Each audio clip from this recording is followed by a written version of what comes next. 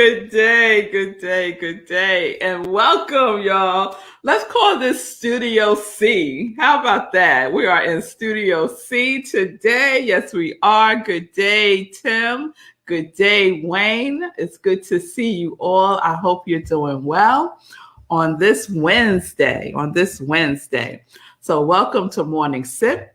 I am Rev Melissa, and SIP is Spirit in Practice, where we get to practice, right, Lindsay? We get to practice because the perfection is in the practice.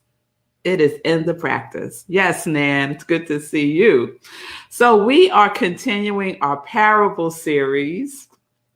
And similar to yesterday, we're going to do a sip of a sip. We're going to do our best. Because I'm in this conference that I shared yesterday. And it was wonderful, but it was long.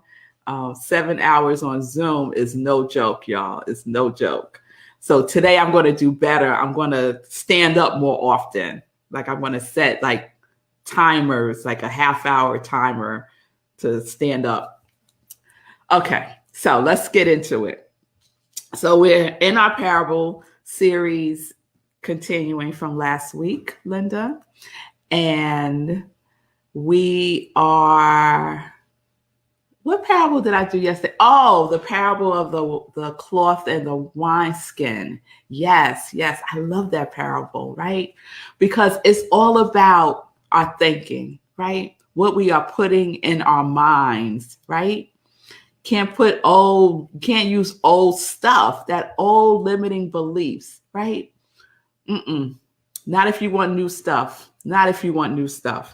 So to take away from that, I wrote this down. Am I willing to change my old ways of thinking? Am I willing to change my old ways of thinking? Right? If you want some new wine that's going to be good, you got to put it in new wine skins, right? That consciousness of new wine skins. All right now. All right. So today, I want to just set the tone before I read the parable. And so I'm referencing again the book by Irvin Seal, Learn to Live, a New Thought Interpretations of the Parables.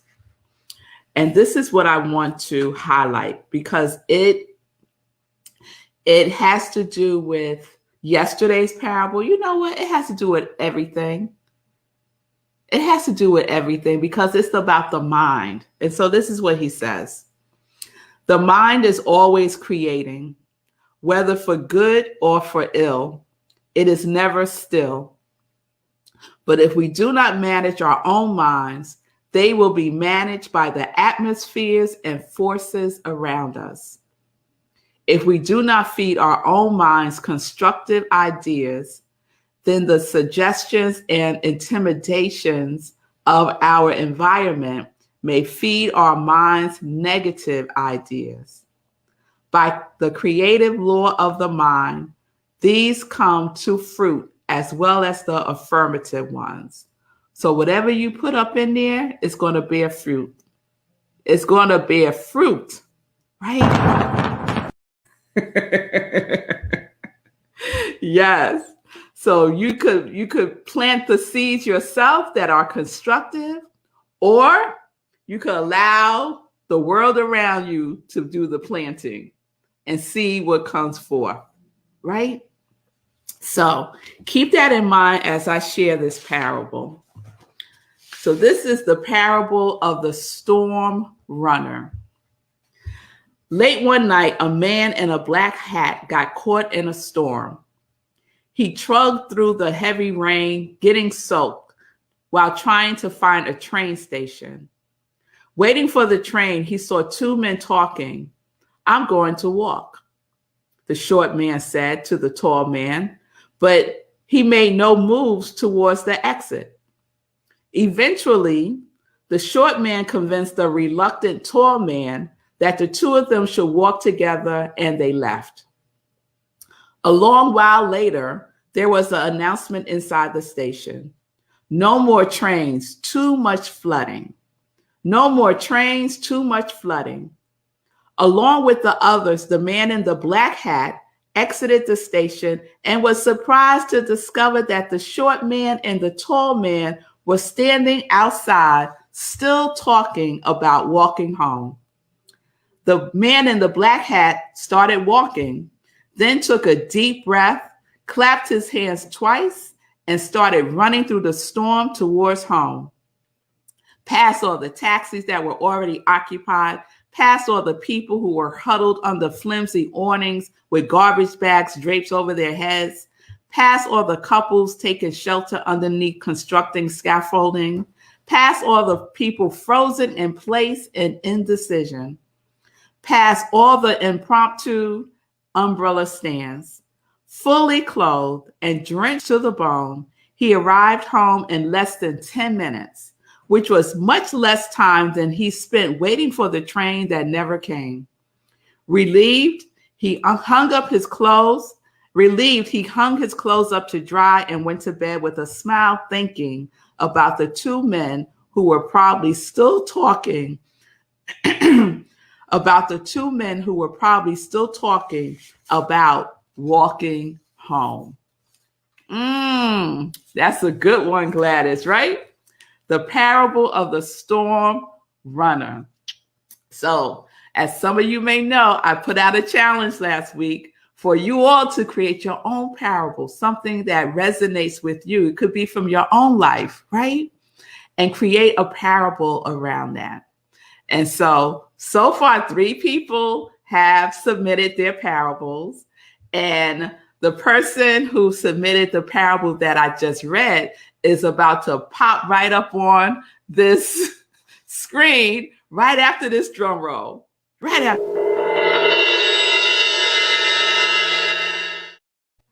Yeah. That was so fun. Hearing you read my story, that was so fun.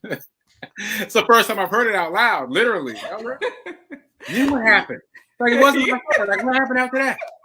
What's going to happen? Yes, the Storm Runner. Nan said Storm Runner, great name. Yes. All right, Sekou. So you know the parables have the literal meaning and the deeper meaning.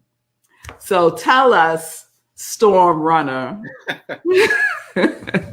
what is the lesson that you wanted to express through that parable?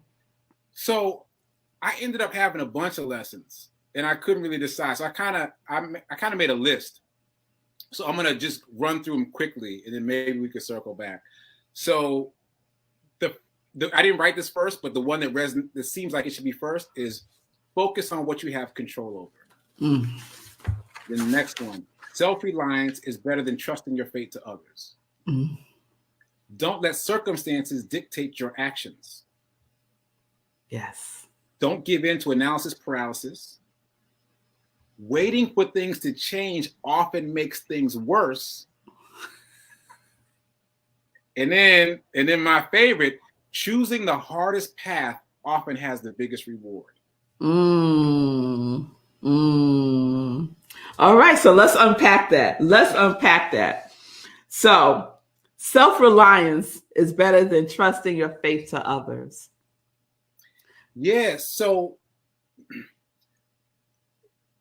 for me, that happened in a lot of ways in that experience, right? So I thought for a minute about what I was going to do, and then I decided to go to the trains, right? So I wasn't thinking about the fact that I'm relying on the train system to be functional. I just went. But as I was there, I started thinking about it. As I was listening to those 2 guys talk about taking matters into their own hands, I was like, maybe I should be taking matters into my own hands. And I was like, nah, I'm going to chill. I'm going to wait for this train, right? So I literally made that decision to not take matters into my own hands.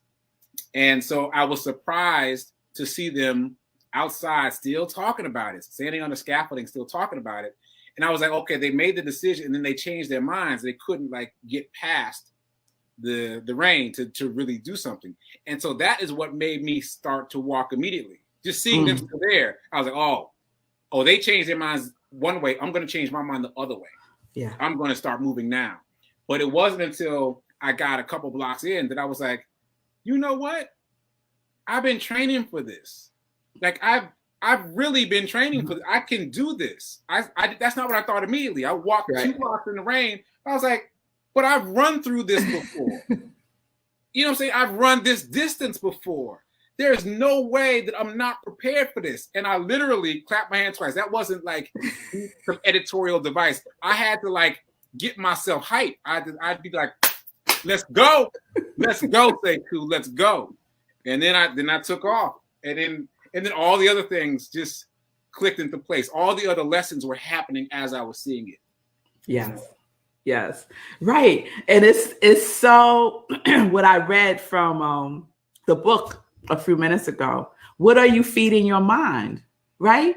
So while you're in the train station waiting for the train, what were you feeding your mind? Yeah, I'm gonna chill. I'm not going back out there in that rain. I'm already wet.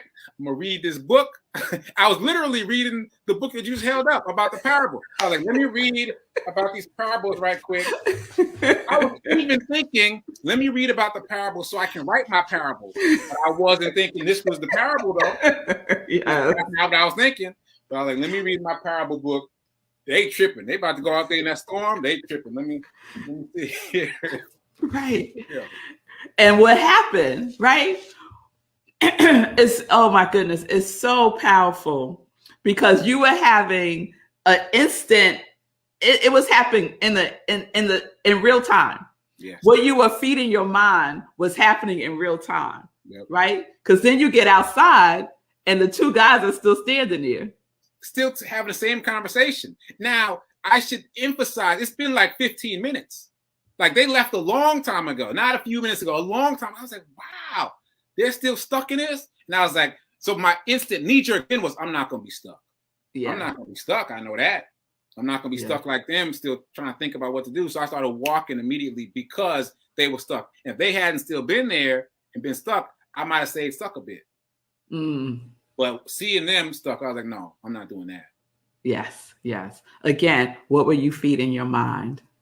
What were you feeding your mind, right? And then as you start to run, what are you feeding your mind? Yeah. And the food got better.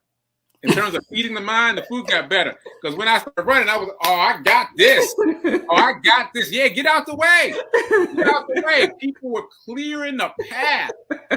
Jaws were dropping. Like, it was like a movie. Like, oh my God, what is he? Like all these reactions. It was great. It was great. Yeah. I ran my second fastest mile ever under those circumstances, which is incredible. Faster than regular miles when I'm out there with my gym clothes on. Like, yeah, I got into it. Yeah. Because I've been training for it. So the other one that I want to unpack with you is don't let circumstances dictate your actions. Yeah. Because we do that. Yeah. And that's the one that I feel like the muscle I have exercised the most by choosing to run outside for the charity run. Because when I started, I went inside. I was like, let me run these indoor laps. But I made a conscious choice to get outside and to continue running outside no matter what the weather is, which has put me in a position of running through storms, thunderstorms, on ice, through snow, through sleet, all the things. And so I'm practicing with my physical body not being deterred by circumstances. Because if you let yourself be deterred by circumstances, then they always lead the way. Like you change your whole plans because of what's happening out there, not what's happening in here. Yeah. And right. The circumstance is if we allow ourselves to go within our inner circumstance, instead of being guided by our external circumstances, we will experience the life that we really, really want to experience. We really would. So I love that one. And it's so in alignment with what I read. If we do not feed our own minds constructive ideas, then the suggestions and the intimidations from our environment may feed our minds negative ideas. So you could have stayed right there with those two guys. Yeah. With everyone from the train. Because when they made the announcement, we all went up. We were all like, "Oh wait, we're all confused, trying to figure it out." But it was a mass exodus, so we all caught up with the two guys who left 15 minutes ago, and everyone's just gathered underneath the same scaffolding. And I was like, "Nah." Only one person walked away. Yeah, that would be me. Yeah. So that leads to focusing on what you have control over. Because if you could stop the hurricane, if you could stop the flood waters, then that's something. But you can't. You have no control over Mother Nature. Right. So focusing on what you have control over. Yeah. And what I have control over is me. Yeah. And like I said, I realized after a bit that I had been prepared for this because I've been practicing. And so, yeah, I can choose to exercise control over me. And so it felt good taking matters into my own control. Like I waited for a train at least 2 times the time that it took me to get home. Even more than that, really, because I got home in less than 10 minutes and I've been waiting for the train for a half hour. Yeah. So it's like, I mean, I felt great. And then what I want to say on top of that is everyone responded to this story, not everyone, but almost everyone responded to this story on social media as if it was a woe is me story. I was telling a woe is me story. People are like, "Oh, are you okay? I'm sorry that happened to you." What are you talking about? You see my smile in this photo? Like I am falling out of control. Like what? I'm like, this is a hype story. I actually reposted it because I got tired of people giving me the woe is me thing. And I was like, listen, I reposted it and I put out a notice to say I reposted this story with the proper emphasis so that you understand that this is not a pity party. This is a success story. This is about me pushing my limits, taking matters into my own hands, and triumphing. Yeah. This ain't no pity party. I know everyone else was telling a pity party. I know, but that's not what I'm doing. Yeah. And so we're so conditioned to listening for the pity party, they thought that that's what I was doing too. It's like, nah, I'm good. I'm home chilling. Yeah, because we're so conditioned to feeding that to our minds, right? Mm-hmm. We feed the stuff that we feed ourselves from the external world, right? Is looking for the negative, usually, what's wrong, right? Hyper exaggeration of circumstances a lot of times, right? Yeah. So we can focus on what we have control over, and what we have control over is what we feed our minds. Yeah. And if you focus on what you have control over, you automatically stop catastrophizing. You know what I'm saying? Like the catastrophe becomes reduced. Like, yeah, there's a lot of water, but you focus on what you can do to get home, and then all that stuff, it fades. Like, But you see how it becomes a feeding frenzy? Yeah. Yeah, because and it's so much you're getting me hyped now. You're getting me hyped. I gotta turn the AC back on. Listen. So much so that one of my friends from college responded to the post and was like, "Oh, my brother-in-law, he had problems too." And I was like, "Oh, I didn't have any problems." I don't talk about it. And we went back and forth commenting on the same thing. And she didn't get what I was saying. I was like, no. My story is not that. I am not saying, "Oh, the storm was awful. I got caught in it." So, it becomes a feeding frenzy, as you say. And it's automatic. Yes. Even with me trying to push her to a different place, it didn't work. Yeah. So the practice in all of this is to stay aware of what you are allowing to enter into your consciousness, because it's going to have an impact on what you do next or what you don't do next, right? I could just imagine all those people underneath the awning, right? So many people. Because other people were underneath the awning. Yeah. All the way here. Like so many people, like under things that you can't even call awnings. Like because it's Manhattan. It's like little ledges. Yeah, yeah, yeah, Cuddled up under the edge of the ledge. yeah, yeah, Yeah. yeah. This is good, Sekou. This is good. And your last one that I have on my sheet is don't give in to analysis paralysis. Yeah. Yeah, Lisa. Yeah, I love this. Unpacking the stories. Good. I'm glad. Yeah, analysis paralysis, because they gave into analysis paralysis. They made a decision, and then they went upstairs, and then they got locked in analysis paralysis. I could hear it just from what I could overhear from their conversation.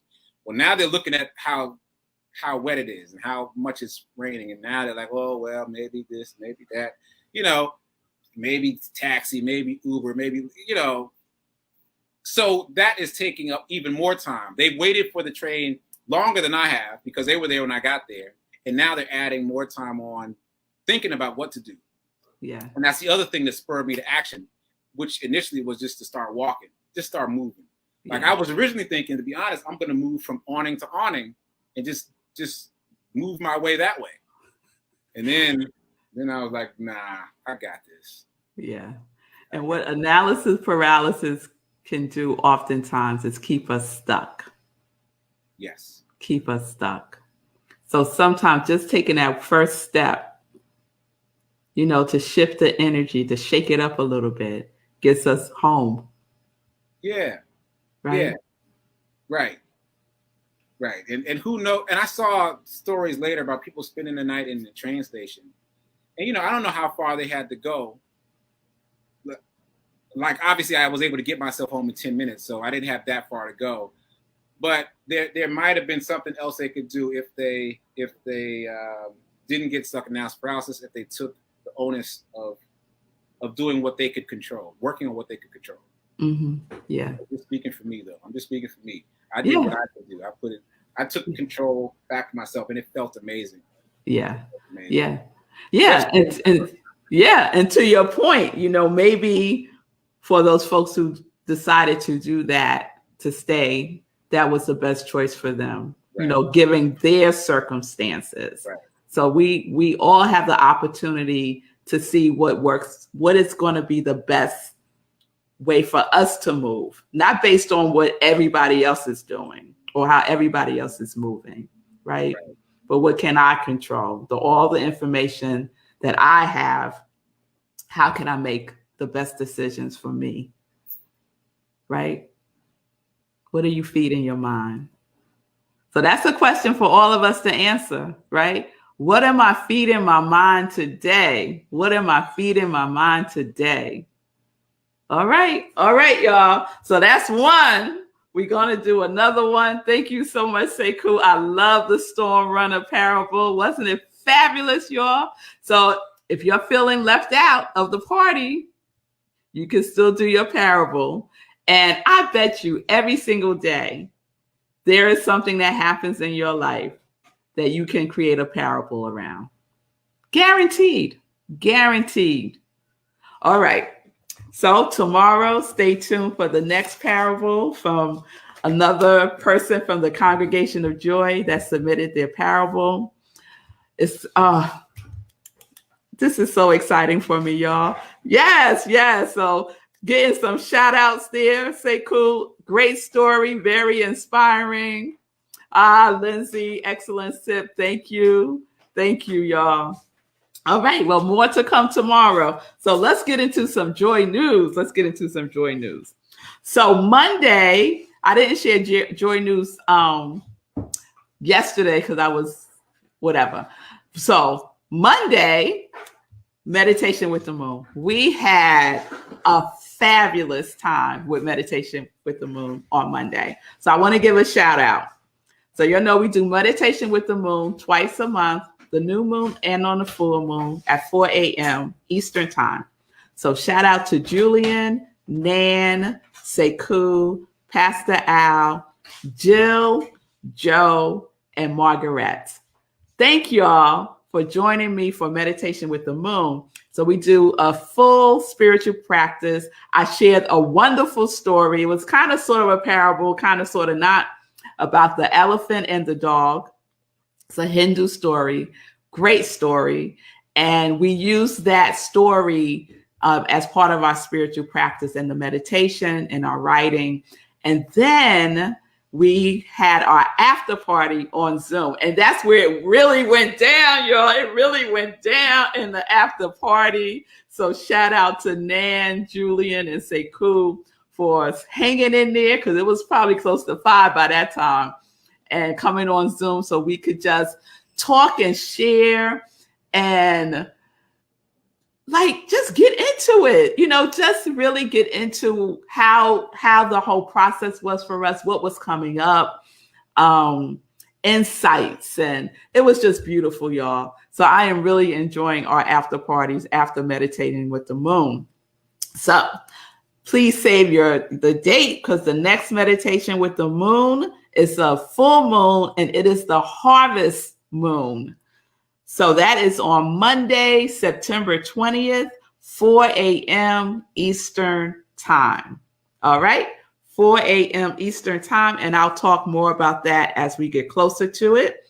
And then this Sunday, Living Life in Joy. Now, if you missed last Sunday's Living Life in Joy, Sekou was the host, and we had a celebrity guest, Keith Major, the celebrity photographer. He just shot Jennifer Hudson, y'all.